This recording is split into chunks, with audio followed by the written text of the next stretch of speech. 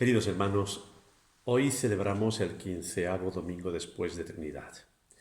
En él se nos quiere hacer reflexionar acerca de los bienes materiales. Evidentemente, los bienes materiales condicionan bastante nuestra vida y con ello nuestro estado de felicidad, como tristemente estarán comprobando muchos en tiempos del coronavirus. No me des pobreza ni riquezas, manténme del pan necesario, dice el proverbio bíblico en el capítulo 30, verso 8 del libro de los Proverbios.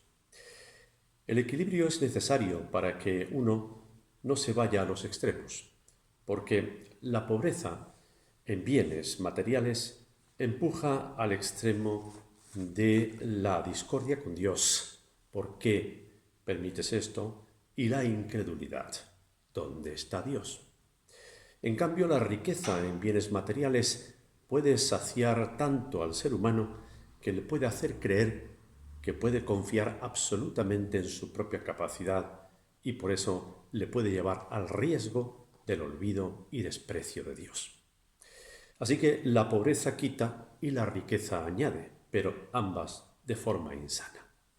Por eso cuesta mantener el equilibrio reconociendo el valor y uso de los bienes materiales. ¿Qué hacer? Hay tres cosas que el texto de hoy nos hace entender. Una es que el ser humano es una composición de extremos. La otra cosa es que Dios ha hecho al ser humano un colaborador suyo. Y la tercera es que Dios es el sustentador del ser humano.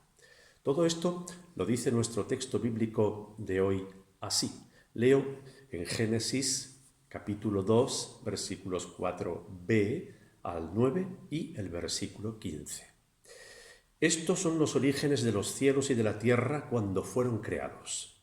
Cuando Dios hizo la tierra y los cielos, aún no había ninguna planta del campo sobre la tierra, ni había nacido ninguna hierba del campo, porque Dios todavía no había hecho llover sobre la tierra, ni había hombre para que labrara la tierra, sino que subía de la tierra un vapor que regaba toda la faz de la tierra. Entonces Dios formó al hombre del polvo de la tierra, sopló en su nariz aliento de vida y fue el hombre un ser viviente. Dios plantó un huerto en Edén, al oriente, y puso allí al hombre que había formado. E hizo Dios nacer de la tierra todo árbol delicioso a la vista y bueno para comer, también el árbol de la vida en medio del huerto, y el árbol del conocimiento del bien y del mal.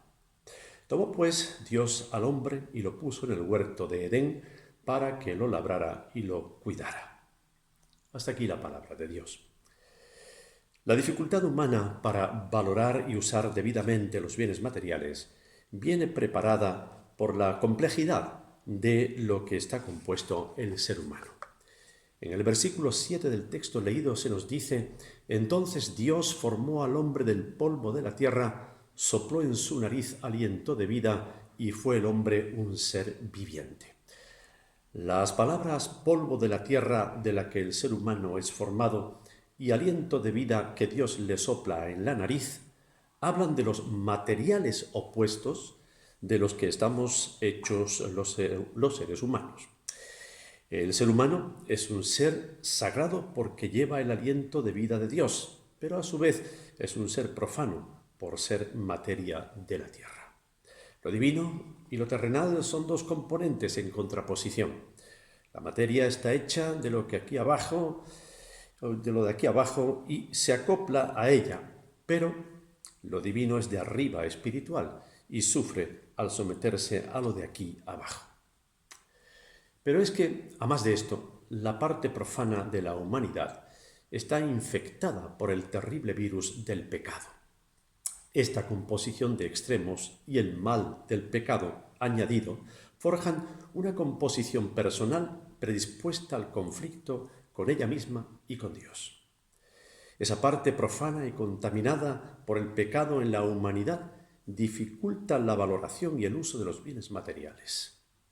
La sintomatología de la parte profana evidencia que el ser humano es débil y propenso al egoísmo, creyendo que los bienes materiales que tiene son suyos y se los merece, o, si carece de ellos, que Dios no existe. Así que Por tenencia o carencia, el ser humano esquiva a Dios. Pero, aún así, Dios concibe al ser humano como un colaborador suyo en el trato con lo que pone a su disposición. Dice el texto de hoy que, leo versículos 4 al 5, cuando Dios hizo la tierra y los cielos, aún no había ninguna planta del campo sobre la tierra, ni había nacido ninguna hierba del campo, porque Dios todavía no había hecho llover sobre la tierra, ni había humanidad, Adam es el término hebreo allí, para que labrara la tierra. Es decir, Dios no había empezado su obra creadora, porque aún no tenía a quien labrase la tierra. El ser humano nace como un proyecto de Dios con quien quiere tener una relación de cooperación. Las funciones del ser humano en la tierra son cultivar, cuidar, vigilar. Respecto a sus funciones espirituales de relación con Dios, se recogen en el relato de la creación del capítulo 1. Nosotros estamos en el capítulo 2 del Génesis. Allí, en el capítulo 1, el ser humano, hombre y mujer, está creado para vivir en relación con Dios. Pero, en el texto de hoy, es para hacer entender que el ser humano es un colaborador de Dios para administrar los bienes materiales. Esto nos ayuda a mantener una relación equilibrada con las cosas de este mundo.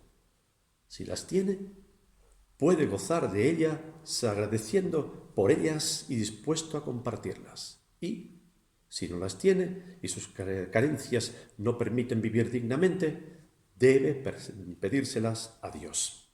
Como diciéndole, Señor, tú me has colocado en la tierra como colaborador tuyo. ¿Por qué no he de tener lo suficiente para vivir con dignidad? La humanidad es un proyecto de colaboración humana que Dios tiene diseñado desde sus orígenes. Dice el versículo 15 de nuestro texto, tomó pues Dios al hombre y lo puso en el huerto de Edén para que lo labrara y lo cuidara.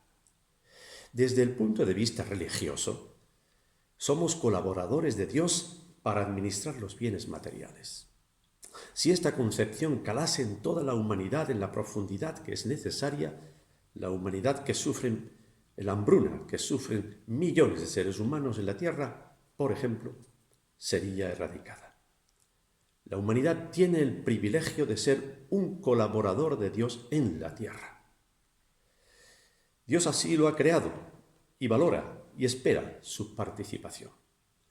En este sentido resulta ilustrativo los casos donde Jesús se vale de la ayuda humana para hacer un milagro. Por ejemplo, sea con la participación de un joven que pone a disposición del maestro unos peces y unos panes, o sea con la ayuda de sus discípulos para el reparto de los alimentos.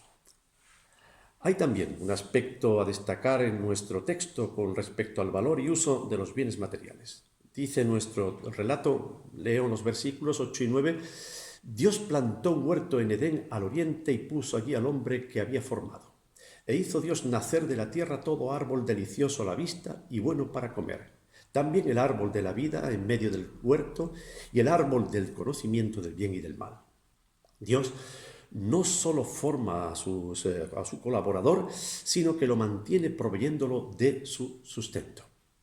Dos son los árboles claves que Dios coloca para tal fin, el árbol de la vida y el árbol del conocimiento.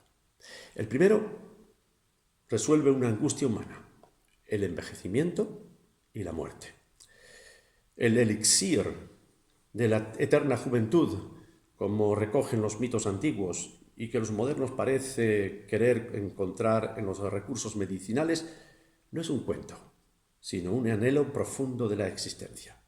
Pero debiéramos aceptar que si dejamos a Dios de lado, dejaremos la fuente de la vida. El segundo árbol es el del conocimiento.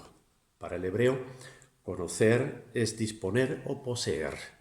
Esto es una característica de Dios. Y Dios le ha dado al ser humano la capacidad de poseer. Desde luego, no para destruir, aunque tristemente es lo que pérfidamente hace muchas veces el ser humano con su conocimiento. Es triste ver que muchos de los adelantos tecnológicos han sido originados para matar. Por ejemplo, el navegador, el Navi, como le llamamos en Alemania, es un instrumento de origen militar. Hermanos, el texto de hoy nos hace reflexionar acerca de los bienes materiales. Para ello, nos indica que nuestra naturaleza o composición personal, entre sagrado y profano, colisionan, no permitiendo que valoremos y hagamos buen uso de ellos. Pero nos alienta diciéndonos que somos colaboradores puestos por Dios en la tierra para su administración. Y el texto de hoy también nos dice que Dios es nuestro sustentador. Por ello, podemos y debemos pedirles que vivamos con los bienes necesarios. Estas realidades en nuestras vidas nos ayudan a mantenernos en la actitud de vida confiada en Dios más que en los bienes terrenales. Por ello, podemos hacer nuestra las palabras de Jesús cuando dijo a sus discípulos, Mateo capítulo 6, versículos 25 al 34, «No os angustiéis por vuestra vida, qué habéis de comer o qué habéis de beber, ni por vuestro cuerpo, qué habéis de vestir. ¿No es la vida más que el alimento y el cuerpo más que el vestido? Mirad las aves del cielo, que no siembran ni siegan, ni recogen en graneros, y sin embargo, vuestro Padre Celestial las alimenta. ¿No valéis vosotros mucho más que ellas? ¿Y quién de vosotros podrá, por mucho que se angustie, añadir a su estatura un codo? Y por el vestido, ¿por qué os angustiáis? Considerad los lirios del campo, como crecen, no trabajan ni hilan, pero os digo que ni aun Salomón, con toda su gloria, se vistió como uno de ellos. Y si a la hierba del campo que hoy es y mañana se quema en el horno, Dios la viste así, ¿no hará mucho más por vosotros, hombres de poca fe? No os angustiéis, pues, diciendo que comeremos, o que beberemos, o que vestiremos, porque los gentiles se angustian por todas estas cosas, pero vuestro Padre Celestial sabe que tenéis necesidad de todas ellas. Buscad primeramente el reino de Dios y su justicia, y todas estas cosas os serán añadidas. Así que no os angustiéis por el día de mañana, porque el día de mañana traerá su propia preocupación. Basta a cada día su propio mal. Amén.